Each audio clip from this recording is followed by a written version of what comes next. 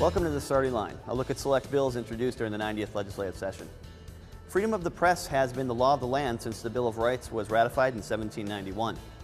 While journalists and publications have the ability to express their views and opinions, there can be a gray area for some student journalists who may be censored by school authorities.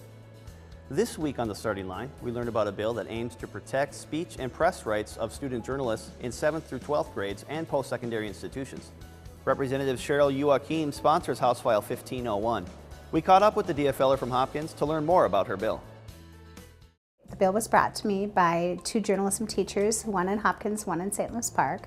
And the journalism teacher, Lori Keekley in St. Louis Park, had seen issues all across the country. In fact, she works as kind of the hot button person for student journalists that are having issues with their administration. And then Jeff Coker, who's at Hopkins High School, they've teamed up and they brought me the bill and said, you know, there's an issue of students kind of being pushed into not publishing.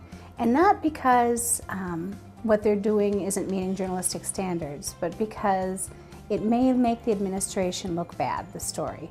And the administration of the school district chooses to tell them you can't publish. In what ways do you see this both good for the student journalists and for the schools? Well, actually, when I went into this, that was the first thing I thought of. I thought this was a win-win for both.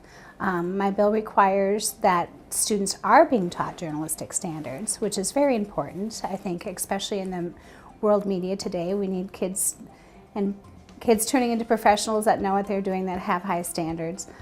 So it teaches journalistic standards. It doesn't allow a student to publish if it's libelous, slander, or disruptive of the school day, so it actually gives the districts tools to point to when they choose not to have a student publish. The only thing it does do to protect the student is that they can't be prohibited from publishing just because the school district doesn't like the story.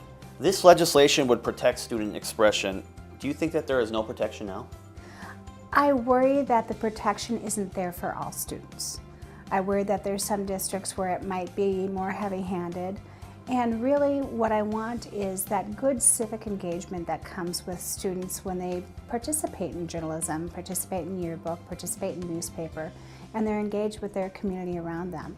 And that's what I think this bill does, gives them that freedom to explore, but also have those bookends of what a journalistic standard should be, and being taught what a good story is, having two sources, confirming things, making sure your quotes are accurate, things like that. I know you have a degree in journalism. Have you ever ran into an issue like this or experienced anything like this personally? Actually, it's funny you asked that. I did when I was in high school. I had been in our athletic director's office on another issue, but I was also a student journalist, and he had made a comment about girls' sports, and I got him on the record, and I was not allowed to publish it. And I know you talked to some school officials about this, but have you talked to any student journalists or about this and how they feel? Yes, in fact, the student journalists have been very active in both St. Louis Park and Hopkins about talking about this, and we haven't really gotten to the depth of trying to find all those stories because I never got a hearing. What I would like to see would have an informational hearing either during the interim or next year so that the students could come and tell their stories.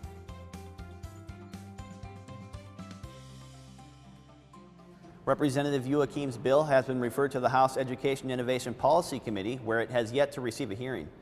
For more information on this bill or any of the bills that we feature on this program, you can visit the House website, www.house.mn, and choose the bill search and status option to find the bill you're looking for. Thanks for watching The Starting Line.